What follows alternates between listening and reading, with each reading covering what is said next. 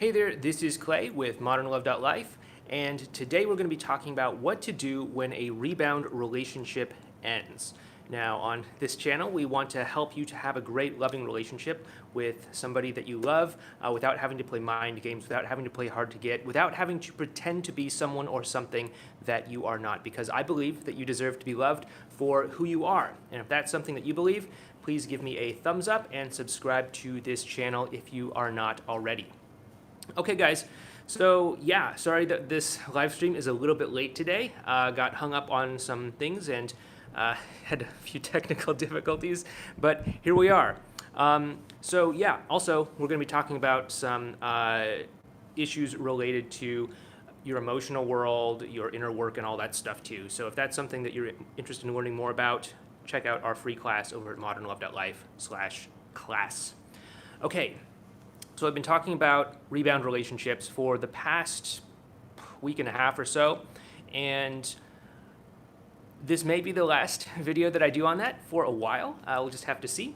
But when a rebound relationship ends, if you were in a rebound relationship, we're going to be talking about if you were in a rebound relationship, and then we're also going to be talking about if you are with somebody who recently got out of a rebound relationship, or you're dating somebody who recently got out of a breakup or a relationship or a rebound relationship of some sort. And so, first of all, if you are coming out of a rebound relationship, you want to take the time to actually learn to love your life the way that it is right now. I know that you might feel tempted to go back out there and start dating again, to go back out there and try to find some relationship that works, especially if you're feeling the double blow of some sort of breakup and then followed by a rebound relationship that then, ended as well too. You might be feeling, hey, what is it? Do I just really suck at relationships? Am I just like a broken person in some way? And I want you to not jump to that conclusion, because I promise you that you're not a broken person. I promise you that more often than not, your first relationship, the first breakup, that ended for one reason or another. But the rebound relationship, it probably ended because of a state of emotional unavailability that happens after a breakup.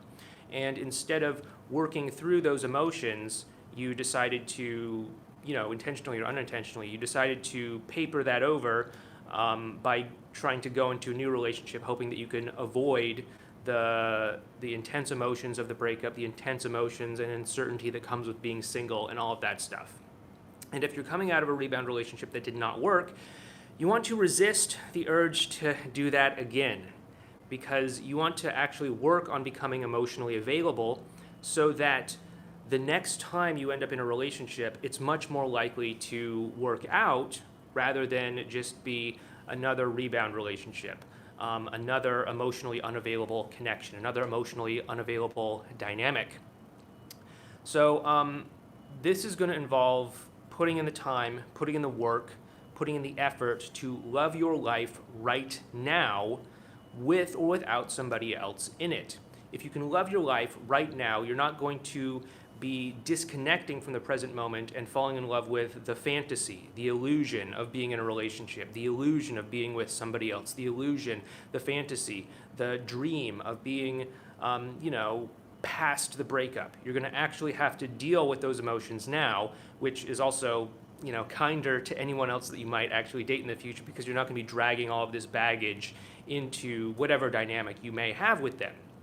So really put in the time to do that. Really put in the time to work on loving your life right now. That involves obviously living your life right now, as opposed to like deferring it for someday, or getting lost in fantasies, or getting lost in romantic ideals.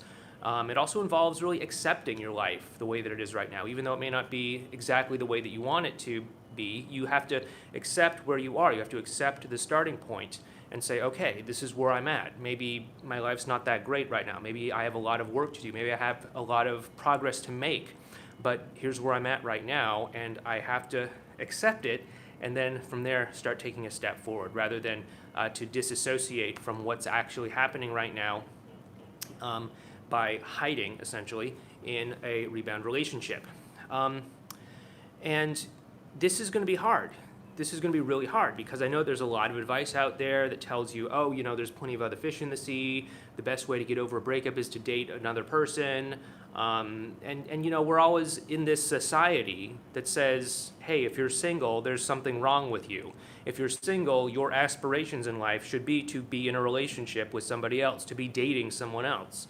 And it's okay to be single. It's okay to take yourself off the market for a while. It's okay to just sit with whatever issues you're dealing with and to work through those and to put in the time, to put in the effort to resolve any of those issues so that when you actually are ready to step out and to start dating somebody and to have some sort of relationship, that it's going to be the best of you that you're bringing there, not somebody who's heartbroken, not somebody who is unable to actually be present with somebody because you're trying to make it seem or look a certain way.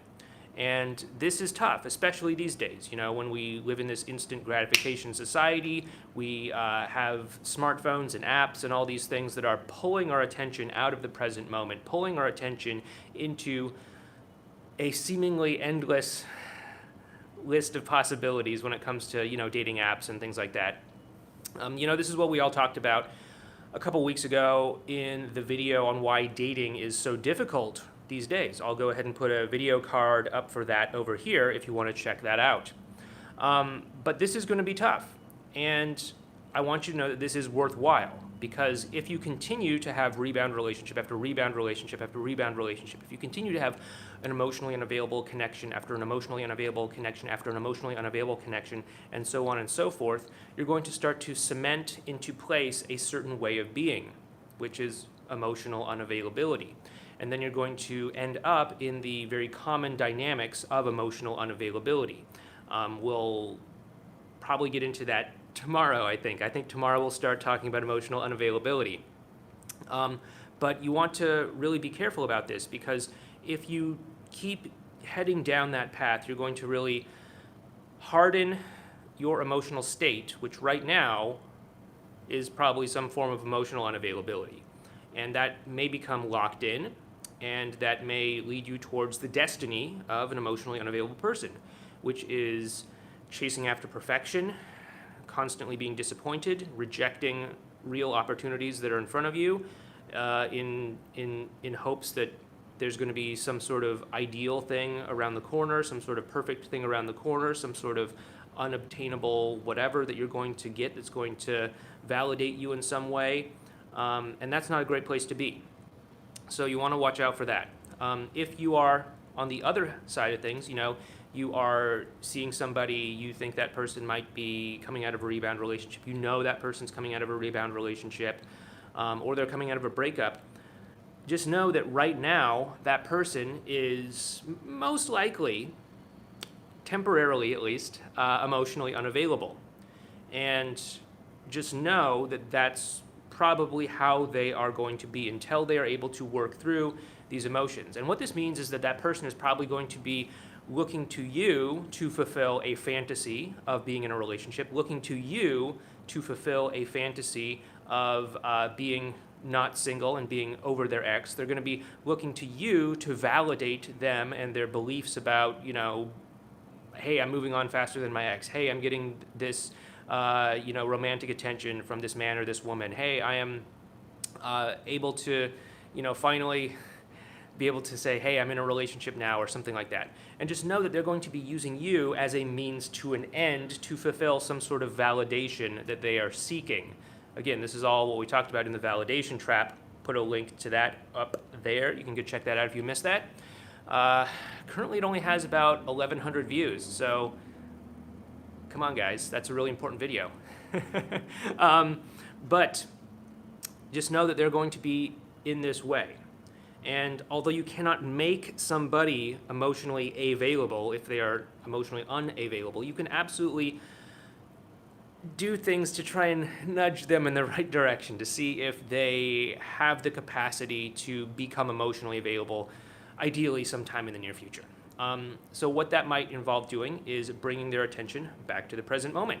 So when they start going off on the potential that the two of you have together, the great relationship that the two of you might have, the fantasy and all of that stuff, just say, okay, that sounds great and everything, but hey, let's bring this back right now to today. You know, what should we do right now today? What feels good right now today?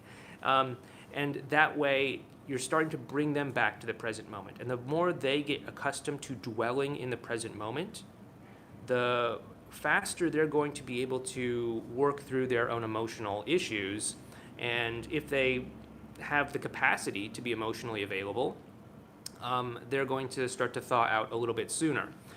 You do not want to play into these fantasies about potential, play into these fantasies about an idealized relationship, play into these validation fantasies of like, yeah, you know, you and I were so much better than your ex. Your ex is a loser. Yeah, like you don't want to do that, because that's just going to create that vicious circle, that vicious feedback loop that's going to continue to cause them to seek validation, continue to pull them out of the present moment, and continue to have them invest in potential and fantasy rather than what is actually there between you and them. This is very important. And so, although they need to make this journey on their own when it comes to stepping into emotional availability, you can absolutely encourage them, right? You know, it's like when you're dealing with somebody who has low self-esteem. Ultimately, it's their self-esteem. They need to be the one to claim it. They need to be the one to start to increase their self-esteem. But, you know, there are definitely things that you can avoid doing, like telling them they suck, telling them that they're a loser, telling them that all of these awful things are true, right? That's definitely not going to help somebody with low self-esteem. But at the same time, you know, just dumping compliments on them and all of that, trying to increase their self-esteem. It's nice. I understand the intention behind it. But if they have low self-esteem and they are not really working on improving that on their own, that's just going to fall right through them.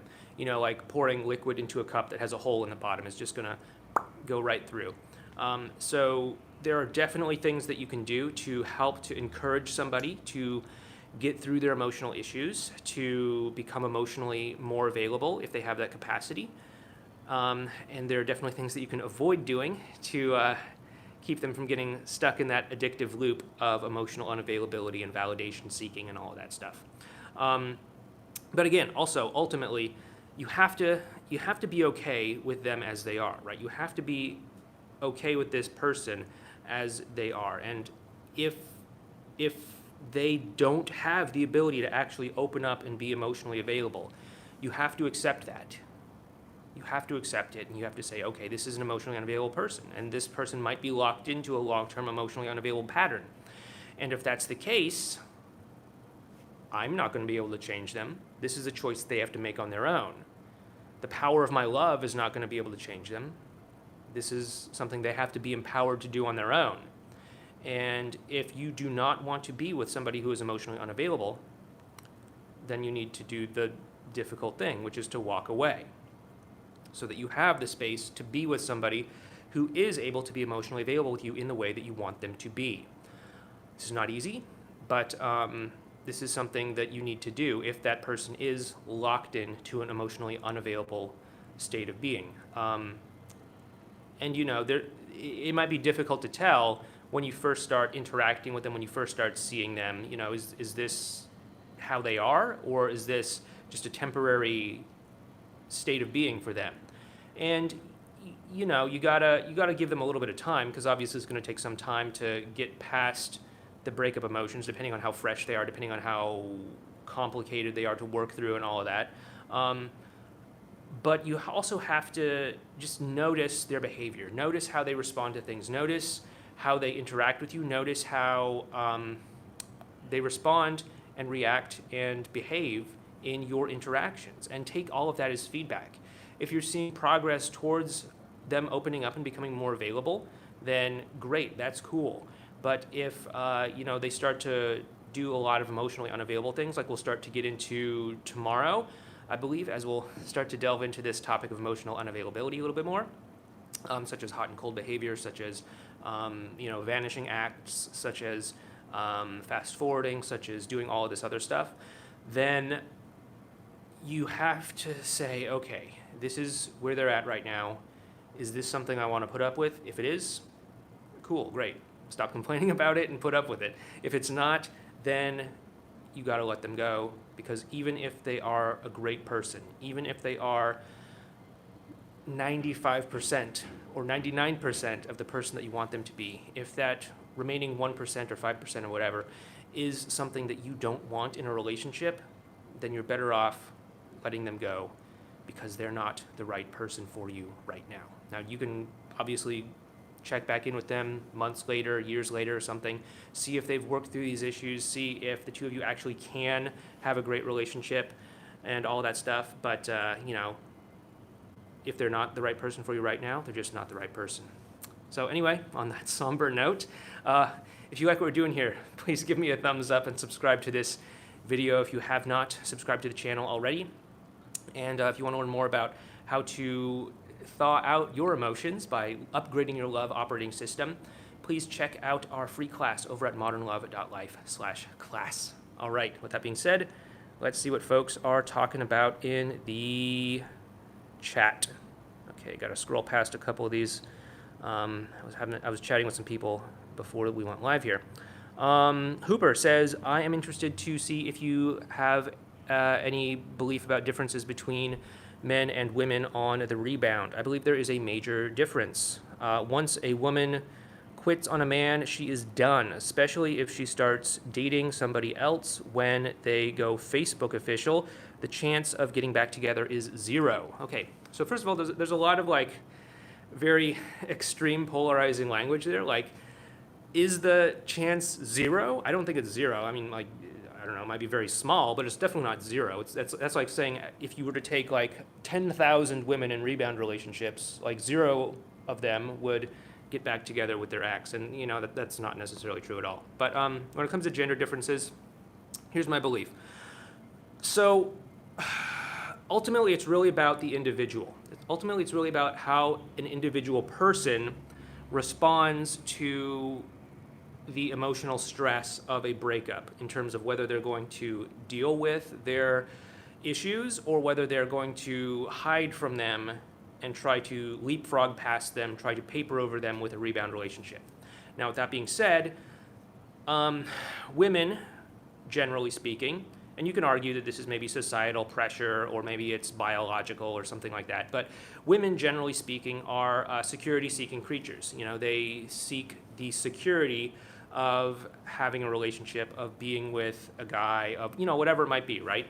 And so oftentimes women will try to set things up so that as they leave one relationship, there's another one ready for them to step into.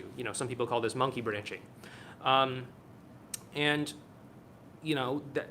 not to say that all women do this. Again, this is just speaking in generalities, but societally speaking and biologically speaking, there are definitely explanations for why this might be happening, and I'm not here to really talk about all the details of that, but I do think that women are very likely to do this. I think they're more likely to do this than men are, and again, there could be different motives for that, but I do see it as something that happens.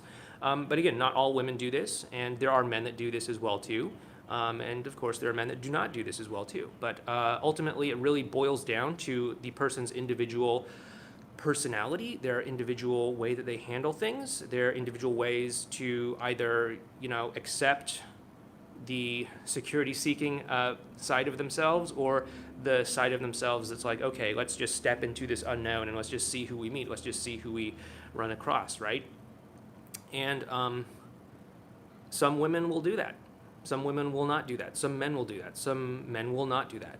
It ultimately is down to each individual person whether or not they're going to go with the external pressures of either biology, society, genetics, whatever, or whether they're going to not do that, right?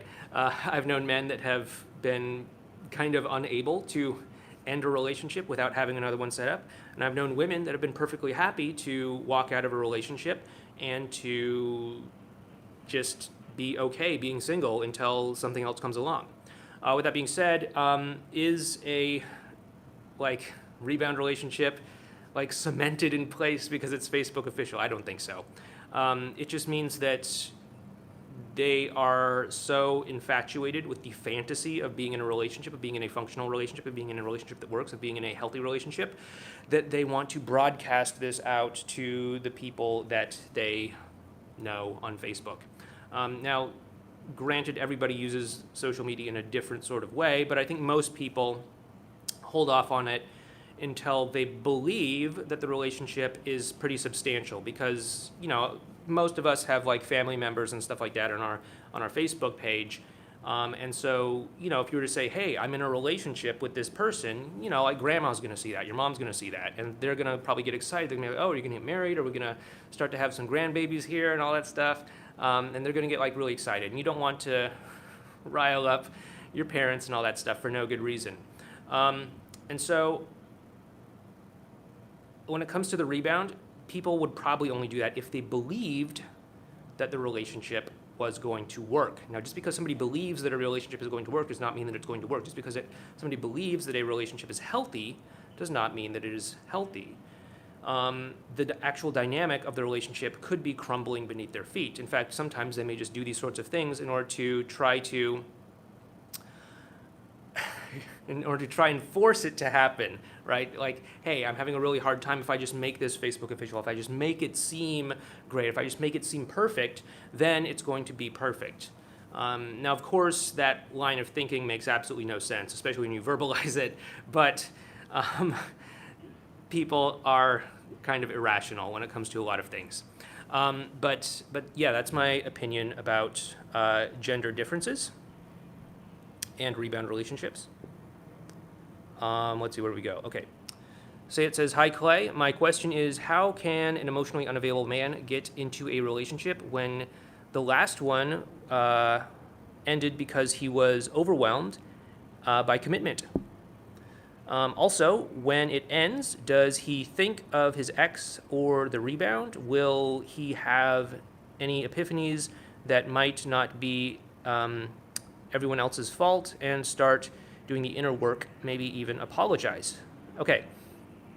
So, first of all, an emotionally unavailable man would commit to somebody else after leaving somebody because they were overwhelmed and busy and all that stuff, because they did not feel or associate the next relationship or the rebound or something like that with all of the heaviness, with all of the responsibility, with all of the demands that they associated the previous relationship with. Now, again, maybe that is true, right? Maybe, the previous relationship, there was a lot of like neediness, clinginess, validation seeking and all of that. And maybe in the new one, it's not so much that way. Or maybe it's just perception, right? Maybe this seems like a new shiny object, and so it seems perfect and wonderful, and so he's going to go to that relationship. And then, of course, because nothing's perfect, as that sort of goes on for a while, he's going to start to see the faults in it, how it's not perfect, how there are flaws in it, and all that stuff. And then it's going to seem like, okay, that one was not so great, now this one's not so great, right? Or it could be that the new partner's putting on their very best behavior because, it's a new date, it's a new person they're seeing, and they want to really come across like they're a great person and all of that stuff. And so they're trying to push down, whatever might be going on, like, hey, I am validation seeking as well too, I have needs too, and all that stuff. Or it could just be like, hey, yeah, this previous relationship, they had a lot of needs, they were very demanding, and this new one, the person is like totally not that way, right? And so that's really how that can happen. I would say that most likely it's due to emotional associations, whereas the previous relationship, he's associating with a lot of work, time commitment, energy, all of that stuff, and the new relationship, he is not associating with that because it's just a new thing and it doesn't have all of that stuff built into it yet. And then in terms of, is he going to think about his ex or the rebound? I mean, yeah, obviously people think about their ex all the time. Obviously people are going to think about their ex. you know how hard it is to actually forget about somebody, to actually forget that they ever existed? Like, you would have to literally have a lobotomy or something like that, or have some sort of memory disorder or something like that to actually literally forget about somebody. I think that most people will think about their exes from time to time, you know, even if that relationship was very, very, very far in the past. Um, and even if the emotional charge of whatever happened has long dissipated, they'll still think about their exes from time to time. So, you know, it's not like he's going to forget about you at all. He's going to be thinking about, you know, whether he's going to act on those thoughts and, you know, contact you or do things or whatever. That's entirely up to him. And in terms of, is he going to start doing the inner work to stop being an emotionally unavailable person? Again, that's a choice that he has to make on his own. So we'll get into this more in future videos on emotional unavailability, but there's really two types of emotional unavailability. There's temporary emotional unavailability brought on by external things, such as a breakup, where you know, you are temporarily emotionally unavailable because all of your emotional energy is being sucked up by this external event, such as a breakup. Or you know, maybe it's finals week at school or something like that, and all of your energy is on studying or something like that, right? And then once that thing is over, once the breakup has passed and the emotions have been processed, you can kind of bounce back up into your regular state of emotional availability. On the other hand, there are other people who are just sort of long-term emotionally unavailable, and they don't necessarily bounce back up. And, you know, there's all kinds of reasons why this can happen, childhood issues and previous experiences and all that. But these people can become emotionally available in the future should they decide, hey, how I've been living my life is not working and I need to do something differently. I need to actually accept that, hey, nobody's perfect. Whoever I choose to be in a relationship with is probably going to be imperfect in some way, and I need to stop seeking perfection and just find somebody who is pretty good and you know, start dating them. And then that person can start to work on their own emotional availability, their own fear of commitment, their own you know, self-esteem issues, their own psychological childhood issues and all that stuff. And they can absolutely become emotionally available, but it has to be something that they choose to do. It's not like you can really do it for them. You can't make them emotionally available. There's no like magic question that you can ask them or special text message that you can send to them that's going to crack open their icy heart and make them, you know, finally turn into the dream partner that you've always wanted. This has to be something that they choose to do for themselves. And so your job is not to try and make them emotionally available. Your job is to simply say, are you emotionally unavailable? Are you not emotionally unavailable? Or I guess the better grammatical way of saying it is, are you emotionally available or are you emotionally unavailable? If you're emotionally unavailable, cool. Do I want to be with an emotionally unavailable person? If not, then okay, let's not date you so that I can actually have the space in my life to find an emotionally available person who's interested in me and we can actually start dating. Okay, let's see. With that being said, yeah, we're running up on time here. So thanks again so much for watching, guys. Once again, if you like what we're doing, give us a thumbs up. Subscribe to the channel if you are not already, and be sure to check out modernlove.life/class to learn more about all of this inner work. And I'll put up some videos here. You can go ahead and check those out if you want to see another video of mine. Anyway, please take care, and I'll talk to you guys tomorrow. Thank you so much. And you know, if you have any other questions, I'll get to those in the comment section of this video once it is processed and becomes a regular YouTube video. Thanks so much. I'll